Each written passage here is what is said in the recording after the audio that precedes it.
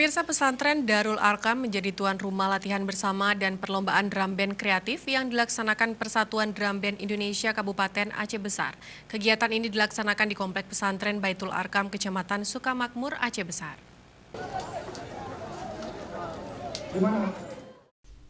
10 tim drum band sekolah dari Kabupaten Aceh Besar dan Banda Aceh ikut serta dalam kegiatan latihan bersama dan perlombaan drum band kreatif.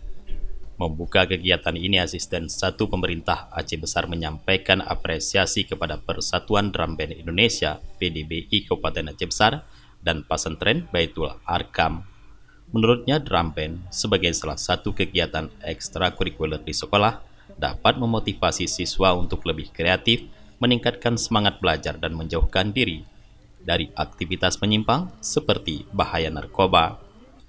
Kegiatan yang dilakukan di sini adalah kegiatan melatih, membina, mendidik anak-anak generasi yang akan datang. Jadi di sini bukan diajarkan hanya pelajaran umum saja, tapi pelajaran agama, materinya juga diajarkan di sini. Jadi pesantren terpadu seperti ini adalah salah satu pesantren yang sangat didambakan oleh masyarakat di Aceh Besar, khususnya mungkin di Provinsi Aceh pada umumnya. Direktur Pesantren Baitul Arkam, Dr. Muharir, didampingi Kepala Madrasah Sanawiyah Hasbalah dan Kepala Madrasah Aliyah Lutfi Mansur Elsi menyampaikan, kegiatan ini dilaksanakan sebagai ajang silaturahmi siswa dan santri melalui kegiatan latihan bersama drum band. Dikatakan kita bersama-sama untuk mencetak kader bangsa, kader negara, dan kader umat masa depan. Kita harus sinergi di dalam hal ini. Kemudian yang kedua adalah bagaimana kita membangkitkan semangat anak-anak yang mempunyai potensi dan bakat untuk bisa dikembangkan ke depan. Sehingga anak-anak nanti setelah kita kembangkan menjadi anak-anak yang berguna bangsa, umat, dan negaranya.